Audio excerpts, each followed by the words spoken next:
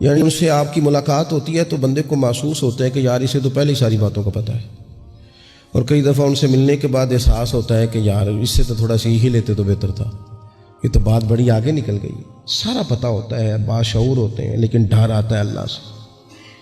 اتنا باشعور آدمی، سمجھدار، پنچایت، پریا، لوگ، دین، دنیا سارا پتہ ہے، نماز کا ٹائم آ گیا تو وہ چھپتا پھرتا ہے۔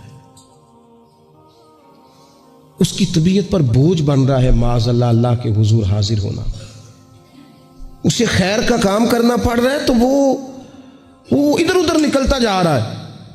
تو سوال یہ ہے کہ پھر یہ شعور کا کیا مطلب رکھا ہوا ہے ہم نے؟ پھر اللہ سے دعا کرنے کی ضرورت نہیں۔ وہ حضرت عارف رومی رحمۃ اللہ تعالی علیہ فرمایا کرتے تھے بعض لوگوں کو رب سارا کچھ دیتا ہے، سجدے کی توفیق نہیں دیتا۔ اس کا مطلب یہ ہے کہ وہ کہتا ہے یہ سارا کچھ لے اور نکل جا، میرے گھر نہ آنا، رکھ سارا کچھ پاس۔ رب سے عافیت مانگی جائے، اس سے اس کا فضل مانگا جائے، اس سے اس کا کرم مانگا جائے۔ اللہ کے پیارے رسول صلی اللہ تعالی علیہ وآلہ وسلم اس عافیت مانگنے پر زور دیتے، توجہ دیتے۔ میں آپ کو صحیح بتاتا ہوں، رب نے اگر کسی بندے کو عافیت میں رکھا ہو نا تو حالات کیسے بھی برے چل رہے ہوں اس کا بگاڑ کچھ نہیں سکتے۔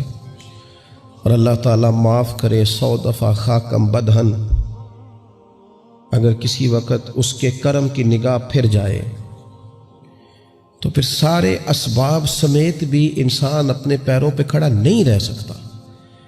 اس سے جب تک طلب کرم نہیں ہوتا، طلب عافیت نہیں ہوتی، اس کی بارگاہ سے جب تک بندہ مومن پورا رجوع نہیں کرتا، یہ عافیت اتنی اعلیٰ چیز ہے کہ نبی پاک علیہ السلام نے فرمایا اذان اور اقامت کے درمیان جو وقت ہوتا ہے اس میں دعائیں رد نہیں ہوتی۔ دعا مانگا کرو گے تمہاری اللہ اپنے فضل سے قبول کر لے گا۔ عرض کی یا رسول اللہ کیا مانگے؟ تو فرمایا عافیت مانگو رب سے۔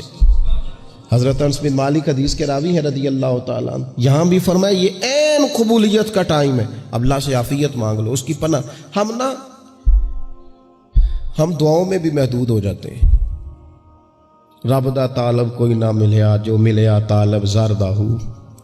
جب عافیت، ایک بزرگ تھے ہر وقت اللہ سے عافیت مانگتے تھے، ہر وقت اللہ سے عافیت مانگتے تھے، ہر وقت عافیت مانگتے تھے۔ لوگوں نے پوچھا، لوگ ان کو صالح جانتے تھے، نیک سمجھتے تھے کہ حضور آپ اور کوئی دعا مانگتے نہیں، عافیت ہی مانگتے ہیں۔ فرمانے لگے میں مانگا کرتا تھا شروع میں، بعد میں خیال آیا ہے اور بھی دعائیں مانگا کرتا تھا، یہ احساس بعد میں نصیب ہوا۔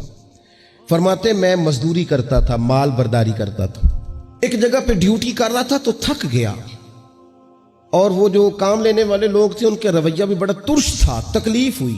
تو میں نے اپنے مالک کی بارگاہ میں عرض کی مالک اگر 2 روٹی بغیر مجھے مشقت کے مل جائے دن میں تو تیری بارگاہ تو بڑی کریم ہے۔ کہتے ہیں میں نے یہ دعا مانگ لی، ذرا میں تھوڑا آگے بڑھا تو 2 بندے آپس میں لڑ رہے تھے، میں ان کی صلح کرانے کے لیے، انہیں بچانے کے لیے آگے بڑھا تو میں جس کو چھڑا رہا تھا دوسرے نے میرے اوپر ضرب لگا دی، میرا بھی سر پھٹ گیا۔ تھوڑی دیر کے بعد وہاں پولیس آ گئی، وہ تینوں کو لڑنے والا سمجھ کے اٹھا کے لے گئے، مجھے جیل ہو گئی۔ 2 روٹیاں بغیر مشقت کے روز ملنی شروع ہو گئی۔ دعا مانگی تھی نا کہ یا اللہ 2 روٹیاں مل جائے نا بغیر مشقت کے، کہتے ہیں وہ 2 روٹیاں روز ملتی، کوئی کام نہیں کرنا پڑتا تھا، پر جیل ہو گئی۔ فرماتے ہیں میں بڑا پریشان تھا، روز روٹیاں پابندی سے آتی اور بہترین آتی، کھانا ملتا۔ پھر کچھ عرصے کے بعد میں نے سوچا کہ یار یہ دعا تو قبول ہو گئی نا تیری، اب تو اگر اس پر کوئی الگ بات کرے گا تو وہ تو غلط کرے گا۔ کہتے پھر خود ہی میرے دل میں اللہ نے بات ڈالی اور میں نے عرض کی مالک 2 روٹیاں نہیں، مجھے تو عافیت چاہیے، مجھے تو عافیت دے، میرے اوپر تو کرم فرما، تو نظر رحمت کر، جے ایک قطرہ بخشے مینوں، جے ایک قطرہ بخشے مینوں تے کم بن جاندا ہی میرا، مہربانی کر عافیت عطا کر۔ فرماتے پھر خدا نے کرم کیا، کہاں سے اسباب بنے میرے جیل سے چھوٹنے کے، کون کون میرے ضمانتی بنے اللہ ہی جانتا ہے۔ فرماتے ہیں دروازے بھی کھل گئے، رزق بھی ملتا ہے، صحت بھی میسر ہے، سجدہ بھی کر لیتا ہوں، سویرے تلاوت بھی کرتا ہوں، شام کو مدینے والے کی بارگاہ میں رج کے درود و سلام بھی عرض کرتا ہوں، میں ممکن ہوتا ہے تو کسی غریب کی داد رسی بھی کرتا ہوں۔ اب سمجھ آئی ہے ربنا آتنا فی الدنیا حسنۃ وفی الآخرۃ حسنۃ وقنا عذاب النار۔ اب سمجھ آئی ہے رب سے جب بھی مانگنا ہے عافیت ہی مانگنی ہے، اس سے کرم مانگ۔ ہم نے محدود دعائیں رکھی ہوئی ہیں، محدود، وہ جی فلانا کام میرا ہو جائے تو بھئی وہ ایک ہو گیا، اس کے بعد پھر نئی ٹینشن بن جائے گی۔ نہیں، میں جی بچوں کی شادی کر لوں جی پھر میں فارغ ہوں۔ آپ شادی کر کے دیکھیں، لاگ پتہ جائے گا کیسے فارغ ہوتے ہیں۔ آپ یہاں رکتے کیوں ہیں؟ آپ خدا سے عافیت کیوں نہیں طلب کرتے؟ اس کی بارگاہ سے وہ کیوں نہیں مانگتے کہ جو ایک قطرہ ملے تو دنیا اور آخرت کے سارے کام ہو جائے؟ اس سے اس کی رحمت کا سوال کرے، اس سے اس کے کرم کا سوال کرے۔ اللہ کی بارگاہ میں بھی حاضر ہونا اور جچی تلی اور جناب ناپ تول کر اور محدود چیزوں کا سوال کرنا، مالک سے مانگے، اور وہ جب دیتا ہے تو دیتا بھی بے حساب ہی ہے۔ وہ جب عطا کرتا ہے تو کرم کے دروازے کھول کے عطا کرتا ہے، ورنہ تو ایک الجھن سے انسان نکلتا ہے دوسری میں الجھ جاتا ہے، ایک گتھی کو سلجھاتا ہے۔ پھر اقبال رو پڑے تھے، کہنے لگے میں عقل کی گتھیاں سلجھا چکا ہوں، یا رب مجھے صاحب جنوں کر دے۔ اللہ یہ بڑا میں نے ہیر پھیر دیکھ لیا، مجھے دیوانہ بنا، اب مجھے جنون ہو، اب میں کسی کے لیے رویا کروں، اب میں کسی کی یاد میں تڑپا کروں، اب میں رات کسی کے لیے میری آنکھیں بیدار رہیں۔ یہ بڑی ہو گئی دنیا داری، عقل کی گتھی حالانکہ نہیں سلجھتی، پر اقبال کہتے ہیں عقل کی گتھیاں سلجھا چکا ہوں، یا رب مجھے صاحب جنوں کر دے۔ اور پھر کہنے لگے بجھی عشق کی آگ اندھیر ہے، اب یہ مسلمان نہیں، یہ خاک کا ڈھیر ہے، تو مٹی بن کے رہ گیا۔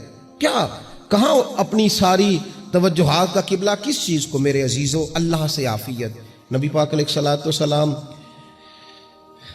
نے ایک شخص سے پوچھا کیا دعا مانگ رہے ہو؟ تو اس نے کہا یا رسول اللہ میں اللہ کی بارگاہ میں صبر کا سوال کر رہا ہوں۔ تو حضور فرمانے لگے صبر تو مصیبت پر ہوتا ہے۔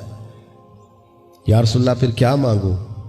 آپ ان جملوں اور لفظوں کی گہرائی کو سمجھیں، صبر کے لیے تو پہلے مصیبت آئے گی، پھر صبر آئے گا۔ تو یا رسول اللہ کیا مانگوں؟ فرمایا تو رب سے عافیت مانگ۔ مانا کیا ہے؟ مصیبت آئے کیوں؟ اللہ تجھے اپنی حفاظت کے حصار میں لے لے، وہ وقت ہی کیوں آئے کہ جب تیری طبیعت الجھ جائے، جب تو پریشان ہو جائے، جب تو تو اللہ سے عافیت مانگنا۔ جب تو عافیت مانگے گا تو اگر کبھی مشکل آئے گی بھی نا، تو خدا پھر اپنے فضل سے مشکل سے نکلنے میں رستہ بھی بڑی جلدی عطا